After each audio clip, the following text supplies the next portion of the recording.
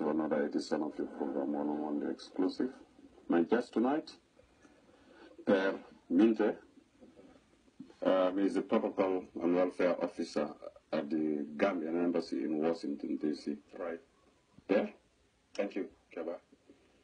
You've not been seen on the screen for quite some Absolutely. time.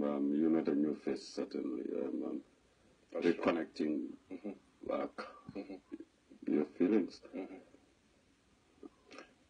Well, actually, it's been amazing and it's been wonderful to have the opportunity to come back, in this country, this beautiful country, verily known as the smiling coast of Africa, which we are very much proud of. And we thank the Almighty Allah who made it possible, for us to come back for vacation, to interact with our people, and then share with our people.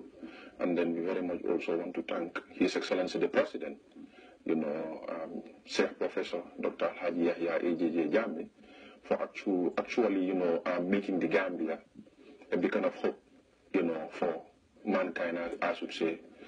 Each time you travel out of the Gambia, you come back, you see new things, you see amazing things.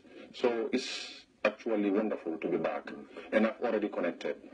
That's normal for me. Coming coincided with the APRC National Congress. Indeed. Held in Kanilai a couple of days ago. Could it have been your mission? Well, actually, yes, it's a coincidence. Coincidence? Yeah, it's a coincidence that, actually I have planned my trip, and it, got postponed several occasions, several times, then actually, like I always believe, I have prepared, twice, and then it all had to be postponed for a reason, and eventually, when it happened, it coincided, with the Congress. I said, yes, this is the work of Allah, so, it was really great that I was able to be part of, a historic moment. After so many years, everyone knows that the APRC party, have not convened, a Congress for that matter. So it was long overdue. So it was long overdue, and then it was really amazing. You could see, there that, the APRC militants have renewed, their commitment, their dedication, and their love for their party leader.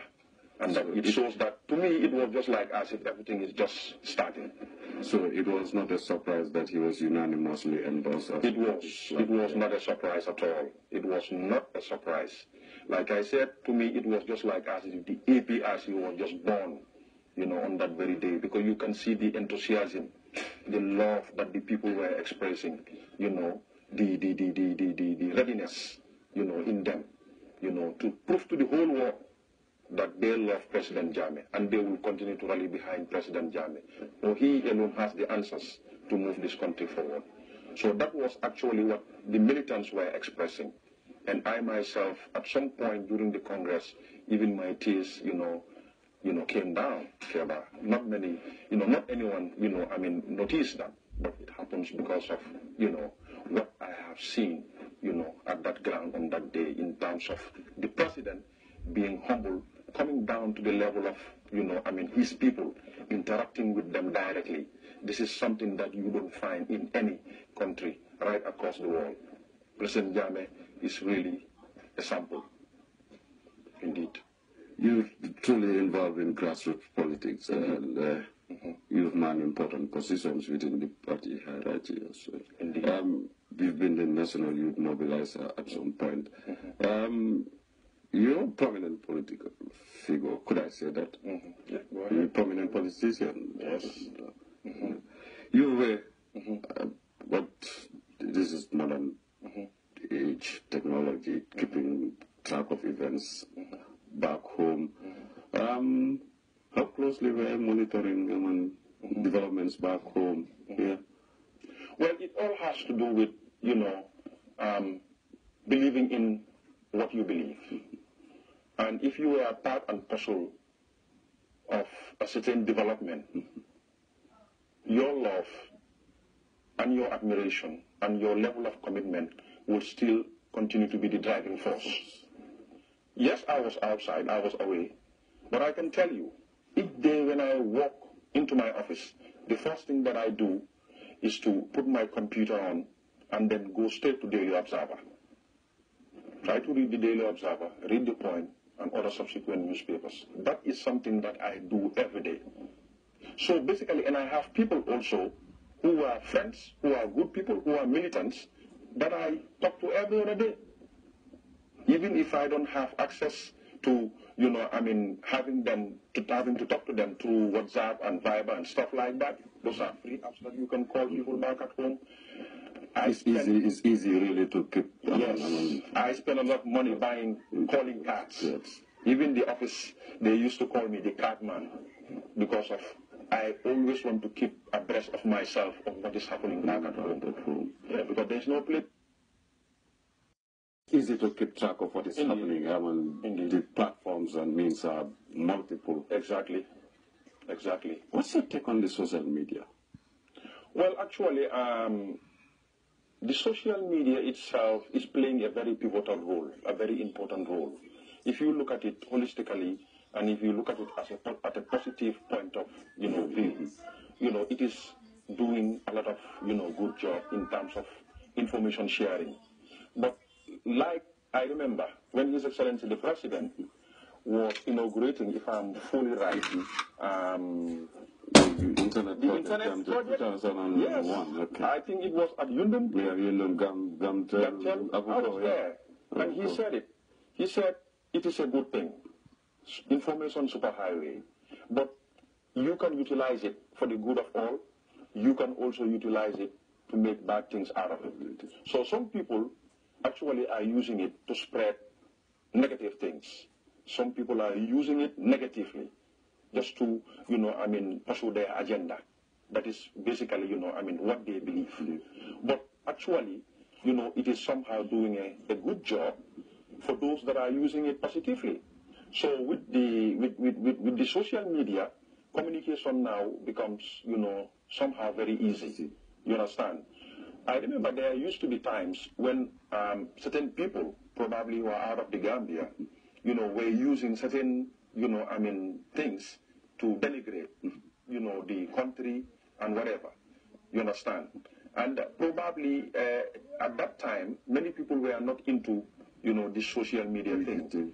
So, but eventually things has now changed. A lot of people are now into it, and everybody is trying to play, his or her part. In as much as some people, will be there trying to, give people a negative, impression of things, there are as well people who are abusing the system. Yeah, exactly. There are also people who are there also doing everything possible as a counterpoint. As a counterpoint, to give people exactly the direct, and the actual reality, on the alternative exactly view. Exactly. So I see it somehow as, basically, something that is playing a very pivotal role as in terms of, information, is concerned, basically. What? How difficult is it to work as a protocol and welfare officer? That means you would have to be dealing directly with the public. I'm coming a bit into a profession. Indeed. What do you do on a typical day? Well, actually, Keba, just looking at the embassy where I work, which is different from, many other embassies around the world, which is Washington, D.C. It's kind of busy. There are lots of things that are happening. A lot of Gambians are residing in the U.S. Most of them, probably love traveling back to the Gambia. Some of them do normally have certain issues, that they have to, contact the embassy.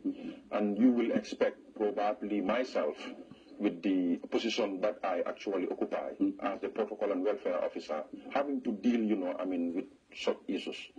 But like I said, if you are prepared for the challenge, if you are prepared for the responsibility that lies ahead of you, and you put your trust in the Almighty Allah, then it becomes easy. Sometimes there are challenges, because sometimes you find it very hard to understand. Some Gambians will call you and say, hey, somebody gave me your number, I want you to help me because I'm traveling to the Gambia and I have only 3-4 days. I need a visa. You understand those things. Some will call you and say, hey, I bought a ticket and then realize that my passport is expired. How can you help me? Because if I lose this date of traveling, I'm going to lose my money. Stuff like that. I remember there was a time somebody called the ambassador and we had to, intervene quickly to help this lady. She was flying from Seattle, coming to Gambia, and then her passport was expired. So we had to, make a, traveling document for her, and I had to rush to the airport, Dulles Airport, and then meet up with her and then give her, the traveling document that allow her, to connect her flight to the Gambia. So basically, these are stuff that we normally we are confronted with, and we taking them, with, How often do they happen? I mean, it happens most of the time. Yes. Most of the time. That is why we are also looking at putting up a mechanism by, using some of the media houses, that are also very, moderate, to talk to the people, kind of like sensitize them, so that they can take things seriously. And then prepare themselves before they, want to travel. Basically, also, it's challenging on the other side that, we used to normally have, lots of invitations of, programs and activities, and most of the time, we have to sometimes divide ourselves, and then some will run this other side, some will have to go to the other side, just to, meet the demands and then also, be with people. But basically it's interesting, it's fascinating, and definitely we are trying our best, we're doing our best to connect ourselves with the Gambians, and we go to every occasion. As long as an invitation is extended to us, we normally go. Naming ceremonies, whatever, as long as it has to do with Gambian, we try to connect ourselves, we try to be with them. So basically I find it very interesting, challenging, but at the same time, it's a duty, because it's about my country. And there's nothing in this world that you can, give me apart from more than, having to work for my country. So I assume you're serving the ambassador as well as the protocol officer, fixing appointments, you're running errands and building contacts. Yes, that's it. I find it very interesting. Because that's me. One thing I just... As a diplomat, what should be your biggest concern in a place like the U.S. and place more so Washington, D.C.? Well, actually, basically, the only concern that I have as a diplomat representing my country out there in Washington or in the U.S. is simply one thing. Some of the, negative things that normally Gambians, used to come up with.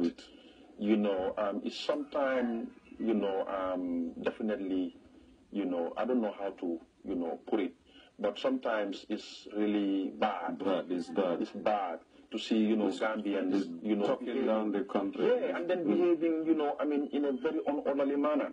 When in actual fact, if you look at the reality on the ground, to me and to others, Gambia is actually a country that as a Gambian you should be proud of.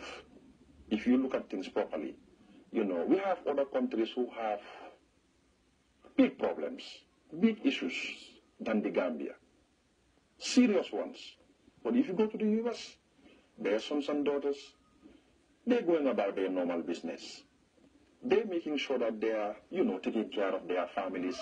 They're not doing anything, or they're not one way or the other engaging in any negativity, in anything that will portray a bad image of their country. But that's not right.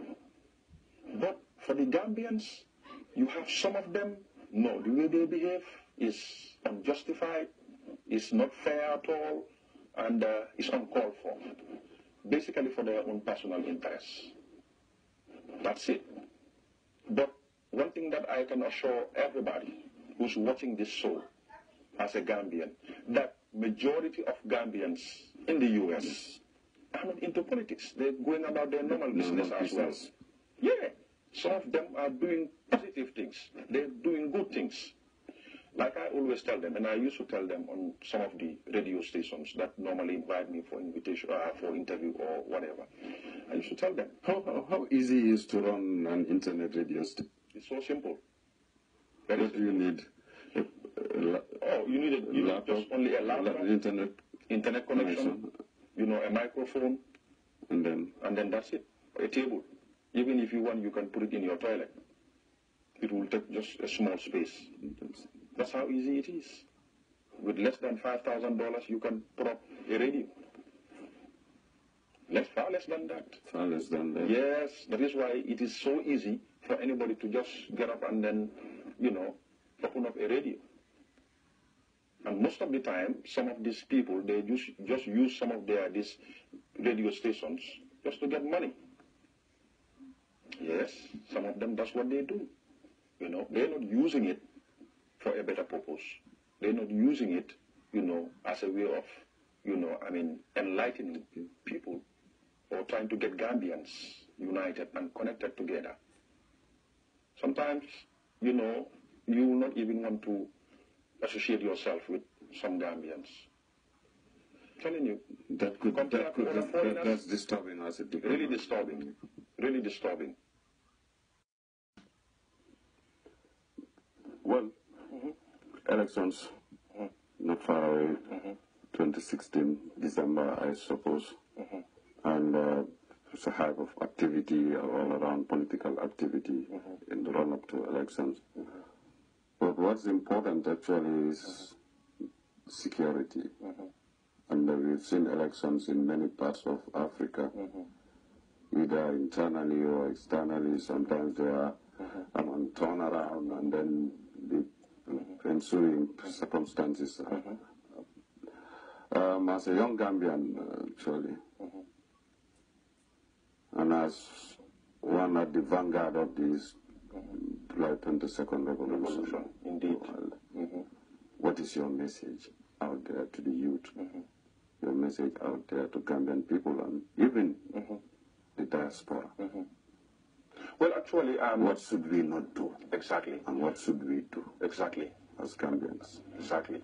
First and foremost, I want to urge the young people to understand that getting your voter's card and then during the day of voting, get up early in the morning and then go and cast your vote is very important, because that's your voice. In that case, you are actually mandating the person leading the country. You're giving him an authority.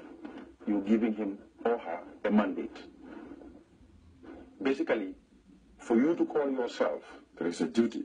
It's a duty. It's a national duty. For you to call yourself a fully fledged citizen, it is imperative and incumbent upon you to go and get a voter's card and at the day of election, go and vote. That's what you should be doing. If you don't do that, once you feel that that is not important to you, you're making a grave mistake. In that case, I urge the young people to understand that casting their vote during election day is important, because you are actually mandating the person on the helm of affairs of this state to continue what he is doing. And in that case, you have a say. So that tomorrow... Your vote is your voice. It's your voice. So that tomorrow, you have the mandate to stand and say, probably this, and that. But once you don't do that, you're not part of the democratization process. You've been away for some time, but I still want to ask this question in relation to the youth. Youth empowerment was one of the many key policy areas that this government had really earmarked as priority areas. And a lot had happened over the past 2 decades. What is your assessment of the situation of the Gambian youth? You yourself being a youth and being a leader of the youth wing. Exactly. How far have you come? Well, actually, Keba, if I have to look back at my story, how I started and how I have, actually came this far, I think it all boils down to, having the love, having the commitment and the dedication and be true to yourself, and then wanting to, assert yourself, because it's all about that. If you don't actually look inward, it becomes a problem. You have to first start looking inward, meaning you must have to love yourself first.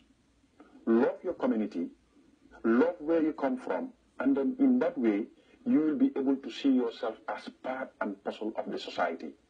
And you will see yourself as somebody who has the absolute right to take part in anything that is good and positive for them. I ask this question because it's an open secret that lot had been invested in exactly initiatives yep. Geared towards empowering the young people. Yes. I'm asking this question. I want to know whether the opportunity had been seized to the effect that. What's your take on that? That is exactly where I'm coming from. It's not. The youths have not actually, seized the opportunity that has been created. No. Majority of young people of this country are actually, it's like they're in slumber. I can say that. Majority of them are not actually seizing the opportunity. You see, there is one, I will call it a disease. It is seriously affecting the Gambians, especially the young people. That is, for us as young people, anything that comes out of the Gambia is a good thing. But anything that is, so far created or whatever, anything within the confines of this country is termed as something not up to that level. There is in that sense of self-esteem. Exactly. That is something that is actually, hampering, our youth in terms of their level of participation. Exactly. In understanding that they have a role and a significant role to play towards the development of this country.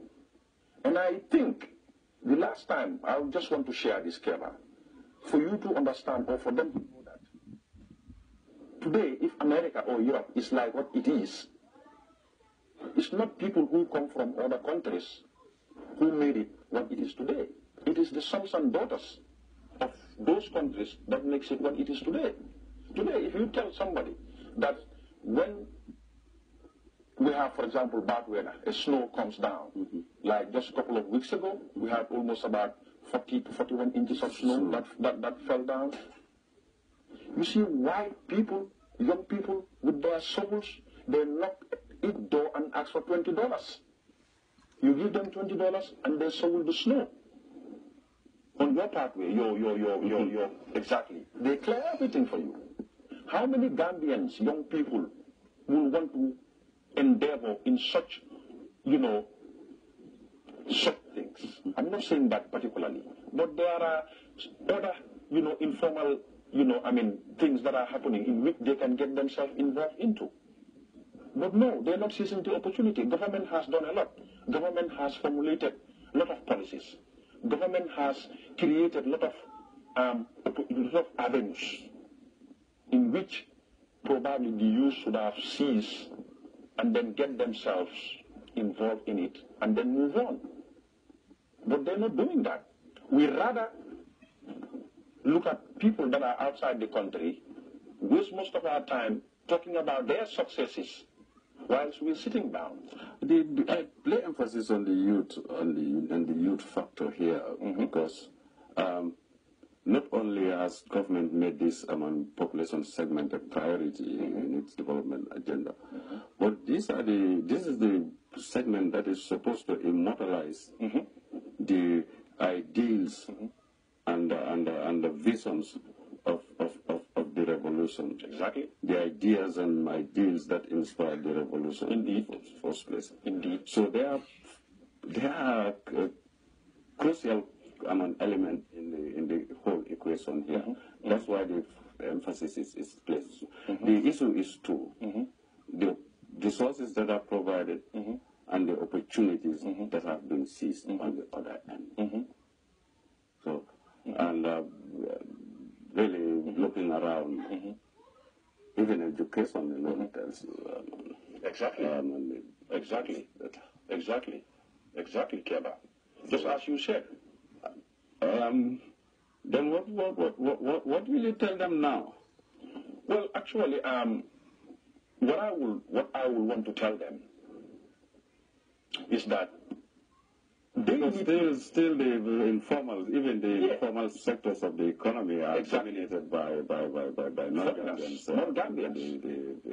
Yes, I remember when I was the youth mobilizer, there was a time that we were going on a nationwide tour, to visit the fish landing sites, to get the youths, involved in fishing and stuff like that. When we went to Burfoot, I take that one for example. Yes, I think it's Burfoot. There were almost about 246 boats, right? 236 were owned by Senegalese. Only 10 were owned by Gambians. We found one Gambian there, and I asked him, how much do you actually make? The guy said, my brother, I will tell you one thing, even if President Jammeh today calls me and say, I'm going to give you this position in my government, I said, I will refuse. I will say no. I said, why? He said, because sometimes with one catch, I can get $100,000. $100,000. And he says, sometimes within a month, I can get more than 3 of that. So he said, what do I need? What do I need after having $300,000 or $200,000 a month? Can you tell me, is there any minister who earns that in a month? No. Or a director? I said, no. You're absolutely right. So he said, that's it. He said, I think the young people must understand that the country belongs to us. And there is nobody who will come to develop the country for us. It is we ourselves. We ourselves. But, Keba, like I said, we should begin to look inward. Once you start looking inward, that is the time, you will feel obliged. And you will have the love for yourself, for your community, and then your country. Then you will begin to realize that it is my responsibility and my duty for me to make sure that, I seize the opportunity that has been created. Yes, it is true. It's about patriotism. It's about patriotism. One thing that I can say that also affected the young people much more is that the lackadaisical attitude of the former previous regime, that laissez-faire attitude, also affected, it is something that has been imported, carried along into the Second Republic. It's really affecting, the Gambians. It's the culture of indifference. That's it. That's it. But, alhamdulillah, with the, ideals of His Excellency the President, being a leader who tells his people the reality, not a leader who will just talk to you because of he wants something else. Political talk. Who wants something else from you? Come elections, he will come and then talk to you, and then without even actually, sharing with you the reality on the ground. But he will just use that to get your votes. He's not that type. I'm happy that right now, definitely things are beginning to change, because since I came, I had a lot of, interactions with some youths. But they're talking positive, and they're seeing things differently. You understand? That also is encouraging, Yeah, President talking to them now, he speaks his mind quite often. But I think political parties also have responsibility to educate and Indeed. As politicians, we should be able also to do the same thing. We should be able to also go down on the ground and then try to visualize the ideals of the president. We should be able to also use that opportunity to talk to our people. Let them understand where this man is trying to drive the country towards. It is for our own good. Opportunities have been created since 1994. I, for one, not because of, I've been appointed as National Youth Mobilizer and then now serving as a protocol and welfare officer at the Embassy of the Gambia in Washington. But before that appointment came, Keba, I was seizing the opportunity that this government has created for the young people of this country. If I was actually looking for attention, or all what I was doing is for me to be given a position, I would have quit a long time ago. 1994 to 2013, until I was appointed as National Youth Mobilizer, it's a long period. If I was only interested in that, I would have quit a long time. But What I believe by then was that this government actually opened the doors, for young people. And we can all see it with our naked eyes. Nobody can say that the government of today did not actually, put the interests of the young people, in place. It is there. But what is important is for the young people also to understand that they should play their part. It's not going to be easy. Building of a nation is not an easy task. It's hard. It's hard. And we have to sacrifice and do it today for those that will be coming tomorrow. That's all what it takes to build a nation. That's all what it takes to build a nation. Present generations will have to sacrifice for the future generations. Exactly. That is the reality. If you go to certain countries that are well developed today, the people who were there yesterday sacrificed a lot for those that are enjoying today. Even America was colonized by the British. So you fear that if the youth didn't change their attitude, that continuity will not be there? No, it will not be there. It will not be there. And what it will cause is a kind of a gap. And we don't want this gap to come into play or into being. You say, as they say, you can take the horse to the pond. You cannot force it. No, you cannot force the horse to drink. It's as simple as that. All the opportunities, all the enabling environment has been created. You compare the efforts of this regime with the former regime, it's like night and day when it comes to the interests of the young people of this country. And that is the reality. But that opportunity should be seized and make good use of it. That is the reality. Gambia has a very good economy in terms of business. Everybody knows it's a liberal market. People are coming from other countries to invest. Yeah, you must be getting good people coming down to the embassy. Of course. That happens. That happens all the time. We have one brother who is here by the name Asan Fall. He has been here not once, not twice. And the guy in the capital business marketing. Yeah. Capital marketing. Yes. The guy is an investment banker in the US, certified investment banker. Google him and you will see. Certified investment banker in the US. That is not an easy thing. And he's a Gambian. And he felt good number of Gambians there who are well established and well connected. Yep. Well connected, well established. Definitely. In fact, we are not part of this, whatever you may call it.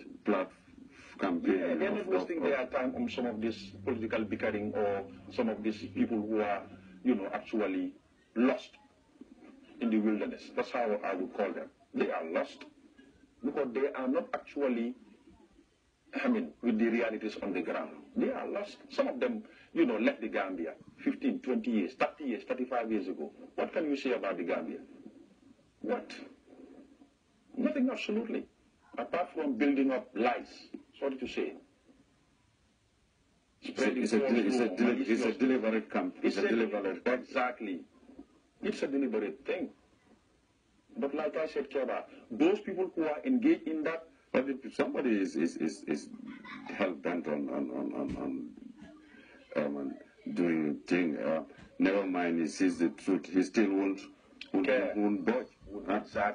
Exactly. You have few of them who are like that. So the best way of dealing with an uncertain. Sometimes there are certain elements who are like that. What you need to do is just give them a deaf ear. You don't have to mind them because you don't dignify their actions with their response. Exactly. Some have been there for 20 years, 35 years, 40 years, 30 years. They don't know nothing about Gambia. They're not even connected with their relatives back at home. They are lost in the wilderness. So those people, you don't need to give them attention. I'm telling you. Some of them, even when you hear them talk or when they write, when you see them in person, you say, wow, is that the guy who was talking on the radio? You wouldn't believe it. You often get people who come to you and say, okay, I had criticized, I had done this and that and that. Yes. I want to, do they extend olive branches? Oh, yes, they do. Falai Balde is one example. Do you maintain an open door? Yes. Yeah. I had him on this program. Is one example. Falai Balde is one example. We have many others. But do you reach out to them, or Oh, yes, we they do. come? We do. We do. Keba, let me tell you one thing. For us at the embassy, what we believe and the way we operate is that we are sent to the people. We are sent to the people. We are not sent to the embassy to go and then work from 8 to 4, close from the office, go home, and then spend the rest of the day with our families enjoying. No, we are not like that. I once told somebody, I said, if particularly I, for example, if I was sent only to go and then sit at the embassy, and then I'd close at 4 and then go home, be with my family, and then that's it. It's better for me to go back in the Gambia. Because I don't operate like that. We are on results. And it's the same as the entire team at the embassy, under the leadership of Sir Omar Faye. We are reaching out to the people. We are reaching out because we are sent to the people. So we must have to go to the people. Even if they don't come, we will go. And alhamdulillah, our mechanisms are working because we have devised mechanisms that is actually working, whether they like it or not. What is the strategy? When you go to them, you meet them, what do you tell them? You tell them the truth. Exactly. Or you provide the counterbalance information. That's it. That's it. You provide the information. And then allow them to judge. And allow them to judge. Basically, that's it. We create an opportunity. We create a ground where they will have to listen to us. We tell them actually the reality on the ground. And some of them, will resonate and then, see the truth.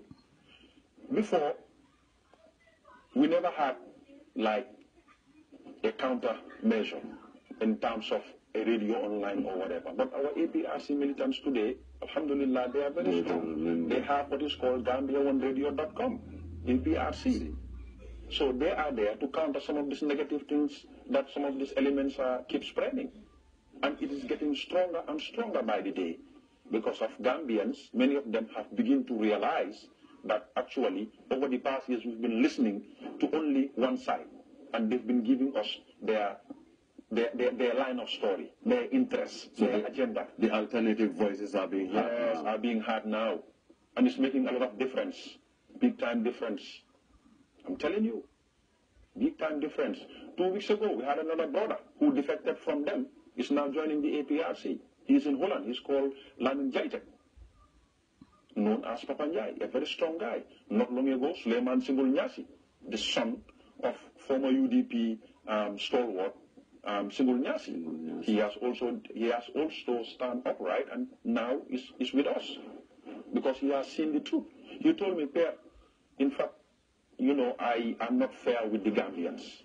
I said, Suleiman, why? He said, I was just, listening to him. I said, Suleiman, why? He said, because I, as a Gambian, have been clamoring that Gambia is underdeveloped, Jammeh is not doing enough.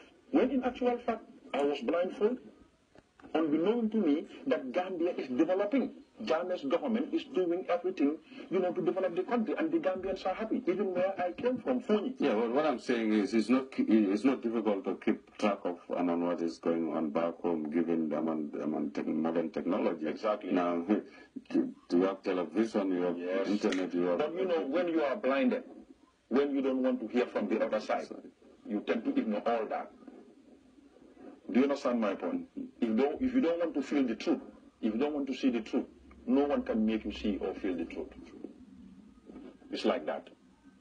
Well, we don't have time, actually. We would like to bring this interview to an end, but let me just, on a lighter note, ask this personal question. I want to fix an appointment with your ambassador. I want to meet him. You are the first point of contact. You schedule the time. Or he gives you the time. He said, I want to meet him this time. How often do you, as a protocol officer, how often do you change the schedule of your principal or kind of interfere with his decisions? Because they will come and say, okay, it's time. Everything in the world of protocols is time bound, Keba, I can assure you one thing, that for us the way we operate at the embassy in DC is different from probably other embassies and the way other people do go about with their things. We are very flexible. Yeah, but the job of a protocol officer is Yes. protocol officer. Yes. Your yes. principal, I want to meet your ambassador. Yes. I call you. Say, Yes. I want to meet your ambassador this time. He gives me 5. He gives you 5 o'clock. You get back to me. I said, oh, at 5 o'clock, I have another appointment. Can you prevail on him to change the time? Yeah, sometimes some of those things do normally happen, but it's not something that frequently happens. You understand? Like I said, the way we operate out there, there's a big flexibility between us. You understand? And we've taken also into consideration